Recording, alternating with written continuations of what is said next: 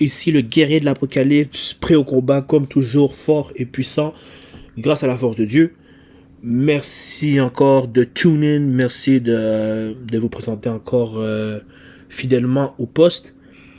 Aujourd'hui, je voulais vous présenter une vidéo en fait que j'ai vue sur Internet.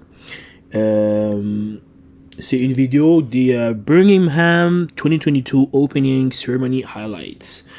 Et c'est encore pour vous montrer à quel point ce monde est rempli de choses ignobles et d'exposer en fait à quel point encore aujourd'hui la Bible c'est quelque chose qui est extrêmement important, c'est quelque chose qui en fait qui est la base en fait, c'est pour en fait dans la vie de tous les jours, le monde, si vous l'observez, si vous observez comment les grandes puissances se comportent, vous allez voir que c'est tout contre la Bible, et la Bible à chaque jour expose leurs méfaits. Donc sans plus tarder, je vais vous présenter la vidéo et je vais la commenter. C'est une vidéo, c'est pas très long. C'est une vidéo de 1 minute et 28, en fait 1 minute et 28 secondes. On va le regarder et voilà.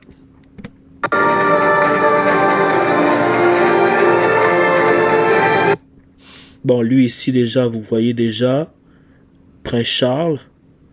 Je sais pas, il a bu combien de litres de sang avant de se présenter à la cérémonie. Hein? Lui, vraiment. La famille royale d'Angleterre. Eux, j'en aurais beaucoup à dire, mais bon, parlons peu. Eux, ça va être pour une autre vidéo. Un cercle. Bon, vous dites un cercle, c'est quelque chose qui est simple, un cercle. Mais souvent, les cercles, c'est là où ils font leur cérémonie. Qui font leur invocation en fait. Par exemple, vous allez voir des chanteurs, des artistes, souvent lorsqu'ils performent, c'est autour d'un cercle, et c'est pas pour rien en fait. Ça peut aussi faire référer au cercle du pentagramme. Les satanistes, ils aiment utiliser ce symbole. Donc voilà. Ça, c'est pas un gros symbole que je voulais vous montrer. Bon, c'est un cercle, mais c'est plus ovale, mais bon. C'est pas le nerf de la guerre, disons. C'est pas ce que je voulais vous montrer vraiment, mais c'est quelque chose que je voulais quand même faire une remarque. On continue. On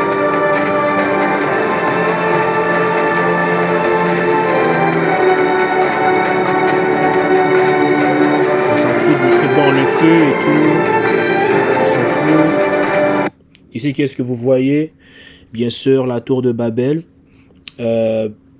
Si vous vous souvenez dans la Bible, les Babyloniens voulaient construire une tour pour atteindre Dieu, en fait, atteindre le paradis. Et qu'est-ce que Dieu a fait? Il les a confondus. C'est de là, en fait, que viennent toutes nos langues. C'est de la tour de Babel. Et en gros, en hébreu, Babel veut directement dire confondre. Donc c'est là en fait, c'est la tour de Babel, c'est là où Dieu a créé les langues pour arrêter leur projet. Et si je voudrais plus développer un peu, vous donner un peu, c'est ce qu'ils veulent faire aujourd'hui. Ils veulent faire un nouvel ordre mondial avec un gouvernement, avec une personne à la tête de ce gouvernement. Dans le passé, lorsque c'était les Babyloniens, c'était Nimrod. Et bon, je vais faire une histoire sur un Nimrod, mais pas aujourd'hui. Et c'est ça en fait. C'était Nimrod qui me dirigeait. Et aujourd'hui, lorsque le nouvel ordre mondial va être complété, ça va être l'Antéchrist. En quelque sorte, le retour de Nimrod. En tout cas, je ne vais pas trop développer, mais comprendrez que dans beaucoup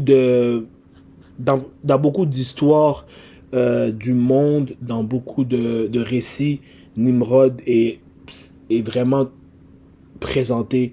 Dans les Grecs, je crois que c'est Apollon. Et le dieu soleil, c'est encore Nimrod. Mais bon, bref, je ne vais pas trop développer sur ça. Je vais y revenir. Mais on va plus se concentrer sur la vidéo. Allez.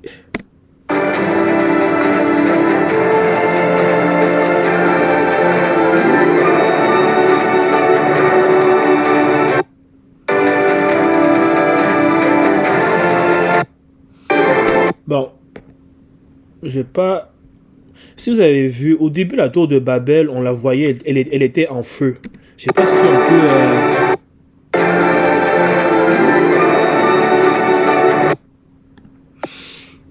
Vous voyez, la tour de Babel, elle était en feu. Vous voyez. Et maintenant, par la suite, qu'est-ce qu'on voit? Comment elle est? Elle est reconstruite. Vous voyez?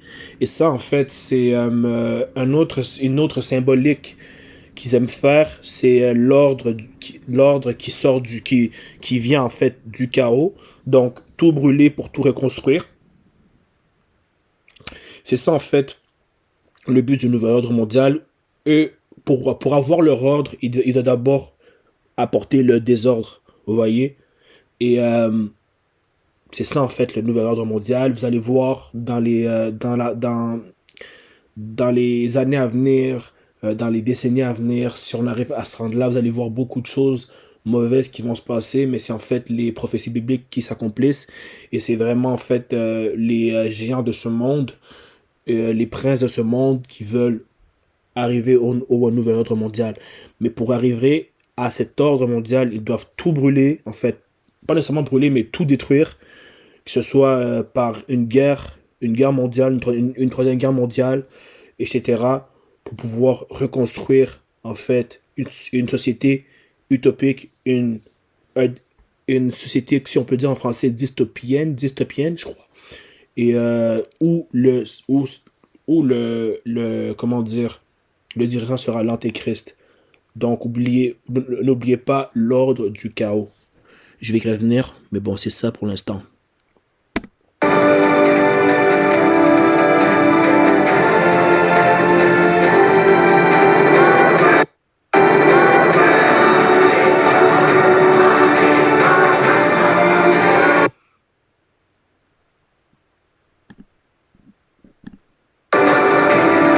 Boom. Que voit-on ici? Ça, je crois que c'est la plus grosse symbolique que je voulais faire. Le taureau. Qui est-ce le taureau? Qu'est-ce que le taureau? Est-ce que vous pensez que seulement il voulait faire un taureau? Voilà, c'est beau, c'est esthétique et tout. Ça représente la puissance, la rapidité et tout. Non. C'est pas ça qu'il voulait faire. En fait, le taureau, ça représente Baal. Et Baal, c'est qui dans la Bible? Ah ben, on va aller voir dans Jérémie 19, chapitre 19, verset 4. Il dit, ils m'ont abandonné, ils ont profané ce lieu, ils ont offert de l'encens à d'autres dieux que ne connaissent ni eux ni leurs pères, ni les rois de Juda, et ils ont rempli ce lieu de sang innocents. Ils ont bâti des hauts lieux à Baal pour brûler leurs enfants au feu en holocauste à Baal. Ce que je n'avais ni ordonné ni prescrit, ce qui ne m'était point venu à la pensée. Vous voyez? Ce taureau, en fait, représente Baal, et Baal, c'est le dieu des sacrifices, en fait.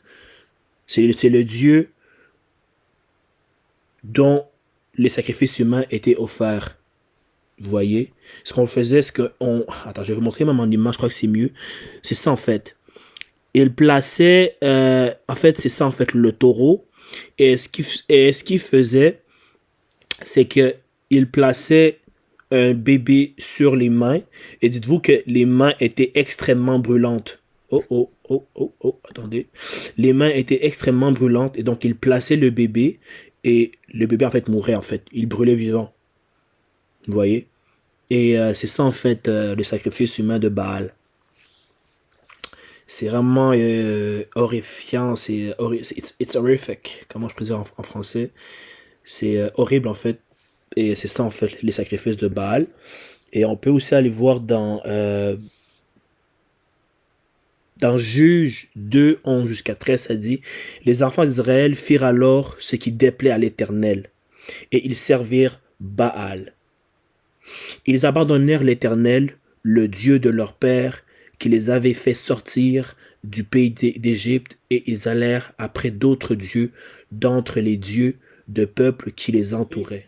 Comment le sacrifice humain est toujours fait aujourd'hui sous nos yeux, et par millions, milliards, je sais pas, en fait, des milliards d'enfants depuis les années 80 ou je sais pas, des milliards d'enfants qui ont été massacrés par une organisation qui est connue.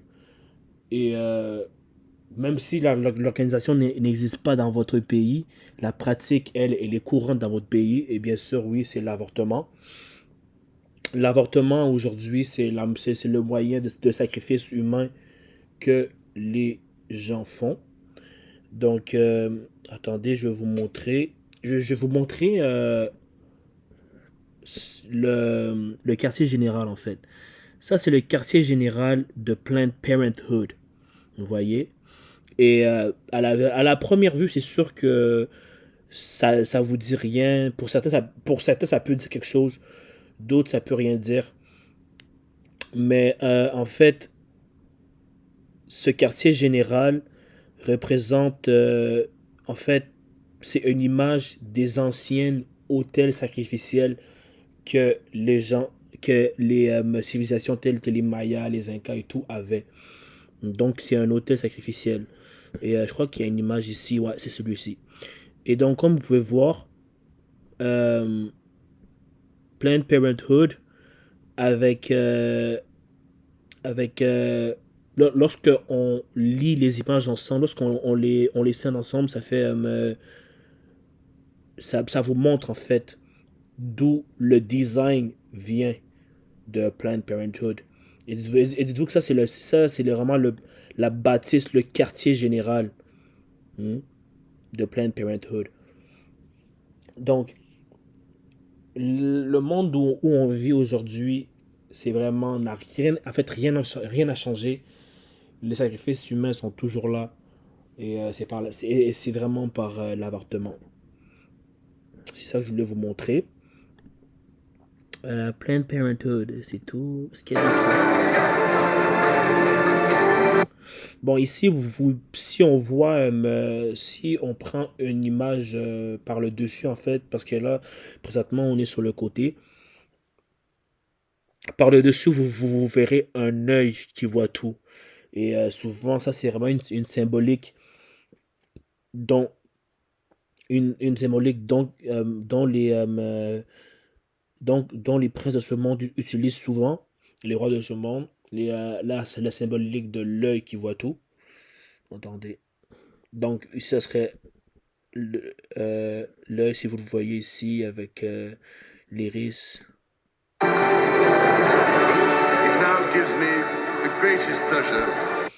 Bien sûr, tous eux, ils ont tout à peu près, ils ont tout à peu près 70 ans et plus, proches de mourir. Ils ont trop hâte de voir l'Antéchrist, leur Dieu et tout. Le prince Charles qui nous donne un discours de merde, quoi.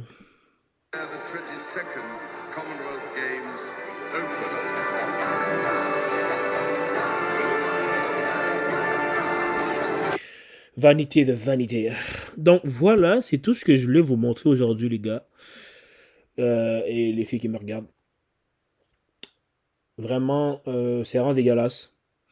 C'est vraiment dégueulasse. Mais bon, voilà, hein. C'est tout.